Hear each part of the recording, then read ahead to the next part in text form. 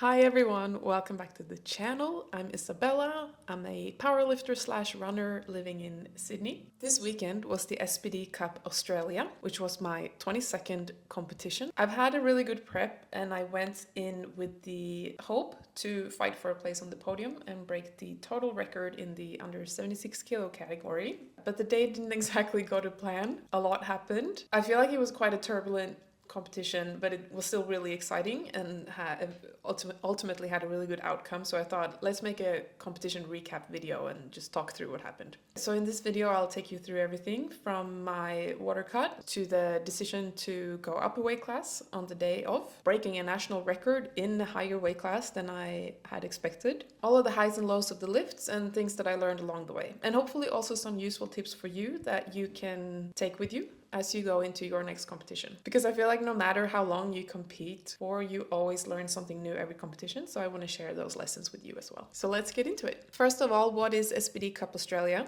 This is a special event which is hosted in Sydney, here in Sydney by City Strength HQ, and it follows similar rules and has a similar setup to SBD Sheffield that you might have heard of. It's one of the biggest competitions in powerlifting with a lot of prize money on the line. And this is the Australian version of that event. It's under the International Powerlifting Federation, so it follows all of those rules under the IPF umbrella APA that we have here in Australia. We have 24 lifters who are drug tested, 12 women, 12 men, who are invited based on ranking and their potential to break a record or put on a show. And the scoring is designed to level the playing field across all the weight classes. Your total is compared against the national record for your class. And what matters is essentially trying to get as close to the total record of your weight class as possible. This enables multiple weight classes to compete against each other. So if the record is 500 kilos in your weight class and you go and total 550 kilos, then your score is 110%. If the total record in someone else's weight class is 450 and they go and total 500, their score will be 111%. So they will win the highest percentage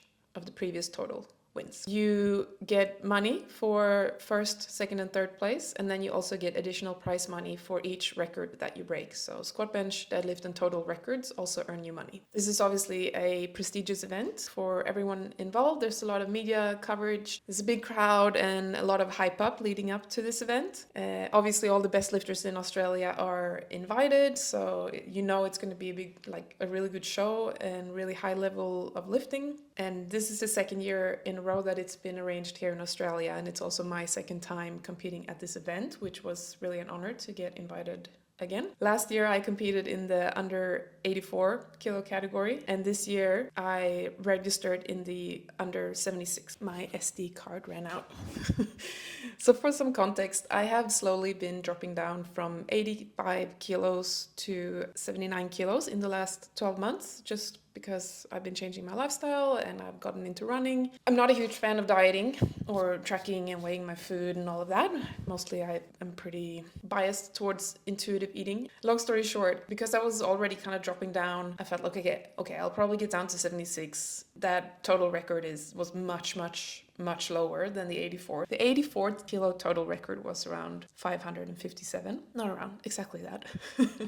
And the 76 kilo total record was 495. I thought, since I'm already dropping down and weight is kind of dropping slowly, steadily anyway, I'll register in the 76 because that's where I will have the highest chance of beating that record. And that's kind of where I want to be anyway. I'm prepping for a half marathon and I would like to be a little bit lighter. So it kind of suited my other goals quite well. Then I would say about 2 months ago, I got a little bit tired of dieting, and it's not something that I really want to push too much because I kind of have a history with dieting and never want to do any extreme stuff or really restrictive stuff ever again. It's kind of something I feel like I'm done with. So I was like, okay, I'm 79 kilos. I can do a water cut. For those of you who are unfamiliar, a water cut is, you can do a water cut and a fiber cut, which is essentially when you reduce the amount of water that your body is holding onto and you reduce the amount of fiber or food content that's sitting in your gut. So I thought, well, I should be able to cut 3 kilos that way. And I have done up to actually, I think 6 kilos in the past, and it's not something I really have had an issue with before, even though I still think it's extreme. And I said I don't really want to do that again. And now that I've done it again, I know for sure I never ever want to do it again. It's quite unpleasant. Yeah, I guess that's just how things ended up. So the gist of water cutting is that you typically start by water loading. You drink lots and lots of food, drink lots and lots of water for about a week, double the amount that you normally drink or something like that. And then towards the end of the week, as the comp gets closer, you start to reduce things like carbs, sodium, and fiber. And then 15 hours out from the competition, you completely stop drinking water. And then on the day of the competition, you don't drink anything, and you might have to do a bit of sweating and spitting to assist the body in kind of like flushing out and sweating out the water that you are holding on to. I don't recommend this. If you are thinking about doing it, you should do it under the guidance of someone who's very experienced, because it can be dangerous. It's not good for your body at all. I have experience with this. I've been competing for a very long time. I've done it many times before. You have to go in with knowing what to expect and also being prepared. So that's just a disclaimer that I'm not sitting here endorsing it and saying that it's safe and fun, and it's not. So yeah, and if you have done it, you know that it can be quite dreadful. We can also acknowledge that if you have a female body, then you never quite know how that's going to respond as well, depending on hormones and where you are in the cycle. I think as I've gotten a bit older, I'm 36 years old now, I also feel like I'm not responding to it the same way as when I was 26. So I began the day by sweating and spitting after having done all of those things that I mentioned before. Cutting carbs, I hadn't eaten for a day and a half, or I hadn't been drinking for 15 hours. I was sweating, and I could feel that my head wasn't in it. I wasn't mentally there, and I kept thinking, should I just go up? Should I just, not do this? I think I was kind of psyching myself out of that process. I knew that going up would mean that I would definitely not be able to podium. There's no way of telling if I would have podium anyway. In the 76, I might have bombed out because I was too depleted from water cutting, or just, you never know what happens, but at least then I would have had a chance. And going up means that I would lose that chance. So it was a bit of I had some mental difficulties around accepting that. Obviously, when you're competitive, you want to win or like fight for a placement, like that's kind of hard ingrained in me. I think I mentioned earlier in the intro, this was my 22nd competition. I've been competing for 13 years at this point. I don't have the same attitude to competing as I used to. I think I've reached a point where I'm actually just there to have fun. And this is something I'm really proud of. Like, I've worked really hard to get to this state of mind in lifting, and that's the reason I am still lifting after what I feel is quite a long time, where a lot of people quit and leave the sport. I am proud that I've been able to stick with it, and I'm continuing to improve, like hit new PBs and have fun in the gym and enjoy competitions. So I don't want to ruin that by going into that extreme mindset that I used to have. I used to be extremely ambitious, extremely motivated, extremely passionate about competing for place at the podium when I was in my 20s and very early 30s. But now that I'm a little bit older and I've been doing it for a little bit longer and it doesn't have the same place in my life, I am really wanting to just be able to enjoy it as much as I possibly can. I think something that hits home was something my friend said a few days after. She said that the old Isabella would have still tried to cut against not feeling good. I would have just continued to push it and ignored all the signals saying this isn't right, you shouldn't be doing this, and I would just gone for it no matter what. And the fact that I was able to let that go of something old that isn't serving me anymore, I was able to go in and have fun and do a really good performance. I think it shows that I have evolved as an athlete, and I'm quite proud of that. I said to myself, I want to have fun, I want to do my best, and I don't want to kill myself in the process. And I went to the competition venue where I weighed myself on the competition scale just to see what that was compared to my scale at home, and I was sitting at 77.3 kilos. I was still 1.3 kilos over. I was feeling like ass. I was feeling so shit. I decided to call it. I went home. I had Hydrolyte, brioche bread, honey. I drank water, ate a banana, and then I was just feeling great again 10 minutes later. So that was the turning point where I had to shift my mindset. I won't lie and said that it was easy to let go of the idea of competing in under 76. But I also knew that now the decision has been made and I have to shift my focus if I'm going to be able to actually perform and do my best in this competition today. So I shifted focus. I said I will focus on enjoying myself. I'm going to have fun. I'm going to hopefully try and break the squat record and the deadlift record in the 84 kilo category. So that meant that I have to squat at least 11 kilos more than I had initially planned, and deadlift at least 10 kilos more than I had additionally planned. It was difficult and it took a while before I was mentally in the right place again, but I had really good people around me, my coach and my handler and my friends and my boyfriend, not to mention the other athletes at the events, just having a bit of a chat to people that I've met and that I know in the community. And just everyone is so supportive and everyone is really experienced. I think everyone knows what it's like to be disappointed or have to shift your mindset unexpectedly. And I got some really nice, words of encouragement, and that helped me mentally get back on track again. If you were watching this and you were there and you helped me with this, then thank you for that. So I wish I had the mental capacity to kind of recap what the other athletes were up to at this point, because there were obviously some really incredible women lifting alongside me throughout the day, and you have to go to Open Powerlifting or to find the scoreboard somewhere to see what people ended up doing. When I compete, I am very zoned in on what's going on for me, so I don't really keep track of everyone else's results. I think this video will be quite long if I also go through everyone else's comp results, but yeah, I think I just feel guilty talking about myself. But anyway, this is my comp recap. So let's start by saying that I obviously was able to rehydrate really well. My squats felt fabulous. I just felt really good. I opened at 190 and that was pretty solid. I heard the commentators on the live stream mention it looked quite high, so that should have been probably a bit of a warning sign. I did see the video from the side and I think my opener was a little bit higher than usual. And then I went for 200 kilos in my second attempt, which also felt really comfortable. All white lights. And then we decided to go for the national record in my third with 211 kilos. And I have to say, the fact that one just moved is something I'm pretty happy with. Unfortunately, I missed it on 2 red lights. So the front ref and the side ref gave me red light. My right side had a white light. I always get white lighted here and red lighted there, but I've never gotten a red light from the front ref. I don't think it looked that high that a front ref would give me a red light. Maybe they gave me a red light for something else, maybe like downwards motion or something, but I don't know. I have no idea.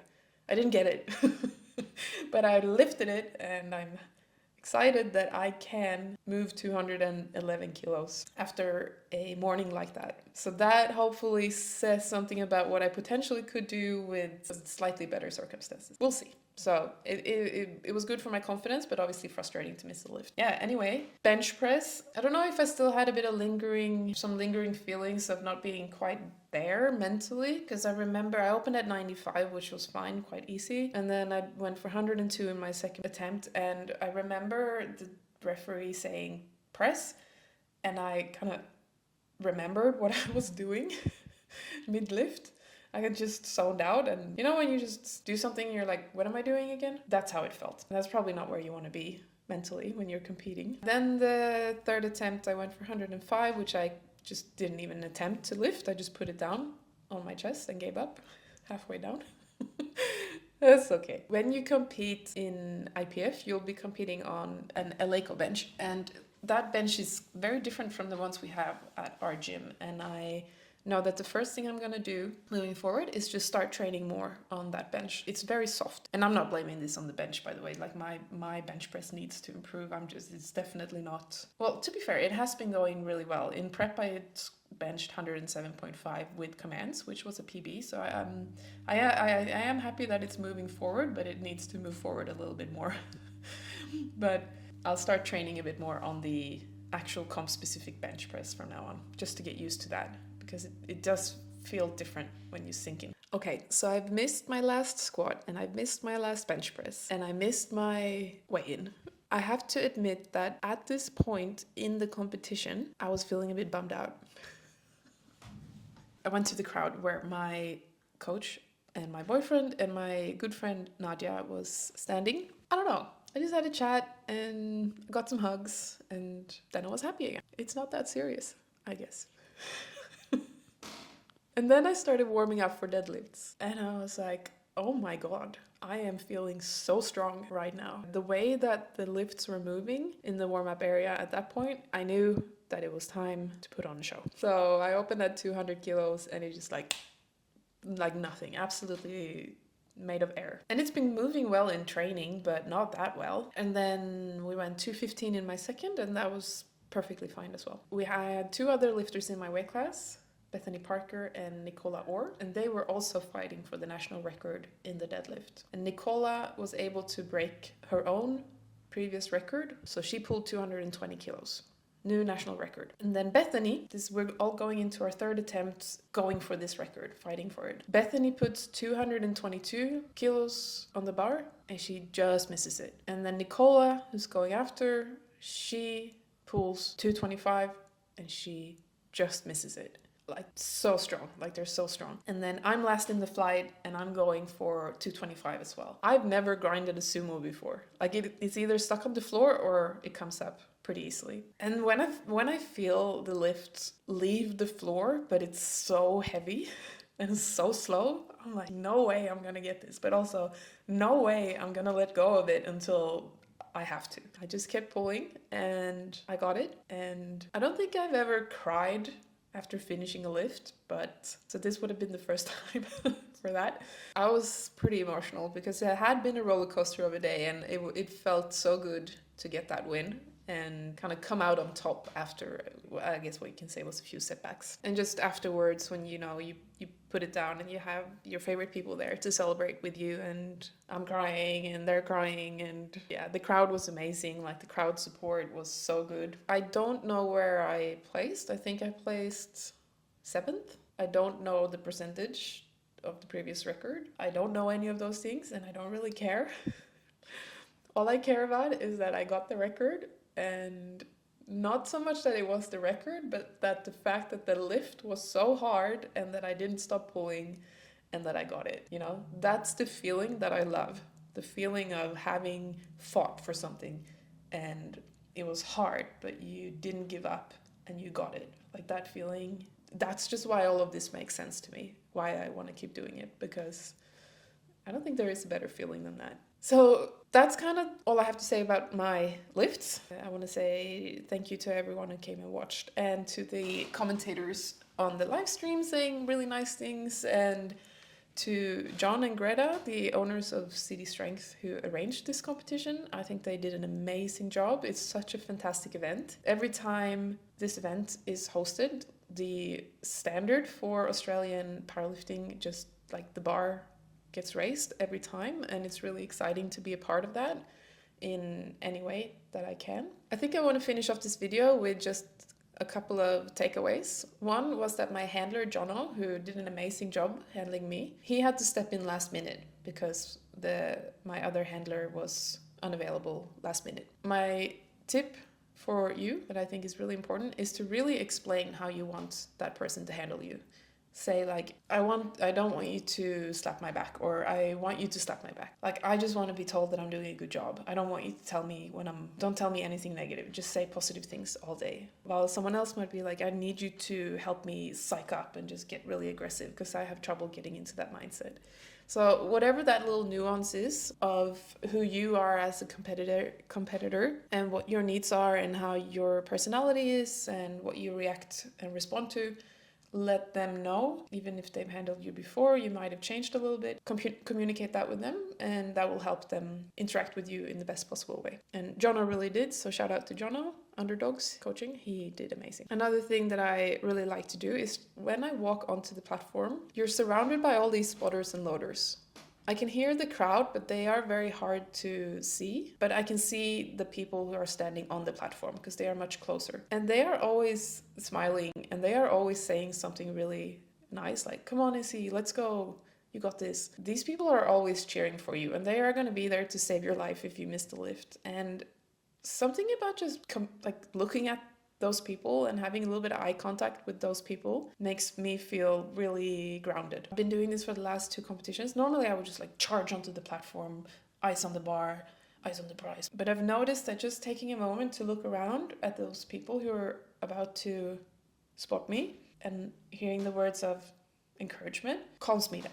So you might want to try that, or maybe not. Maybe you're someone who prefers to just focus on the bar and yourself and the weight, and that's fine too. But I don't know, give it a try if you want. It's something nice about just having supportive people right behind you when you lift. The second thing is that because there were quite a few moments throughout the day when I wasn't feeling the best, so to speak, I reflected afterwards on how things have changed, because in the past I get pretty closed off when I'm going through stuff, and I have always preferred to just process that within myself, and I kind of get more aggressive. I just get more, what's the word? Introspective. Kind of like if I'm feeling frustrated, I'll take it out on the next lift. I changed attitude this time a little bit and decided instead to communicate with my friends and with my handler and with my coach and my boyfriend just throughout the day whenever I was feeling something that was difficult to process, and really just allowed myself to take in the encouragement from other people. I think, if I'm being honest, that the old Issy would have seen that as a weakness. Like you should rely on yourself and your own inner fire, emotions of steel.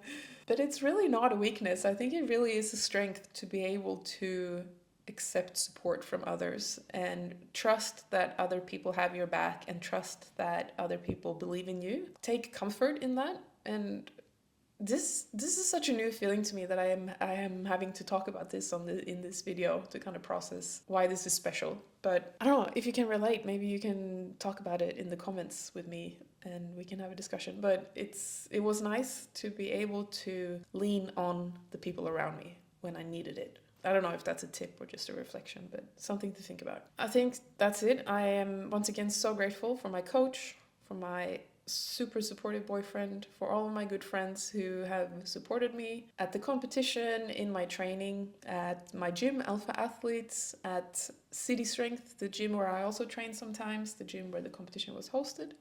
The owners, Greta and John, and also Alex Hayes, who is a coach there and who was commentating on the live stream with Rory Lynch, saying very, very nice things. Basically, everyone who has messaged or come up to me and said something and has expressed, support, encouragement, and congratulations. Like, thank you so, so much. I really appreciate it. It really means a lot. I guess a few quick thoughts on what's next. I have a half marathon in 5 weeks, so that's where my focus is going to be. I'm going to keep training 4 times a week, but probably a little bit less lower body until the half marathon is over. I've never done this before, so we'll see if that's another debacle, kerfuffle, epic failure, or learning lesson. You win or you learn, as I always say. The next competition would then potentially be nationals in February, but if I'm being truthful, I don't think I want to do it. At least I don't feel like I want to do it now. I think I want to have a little bit more time in the gym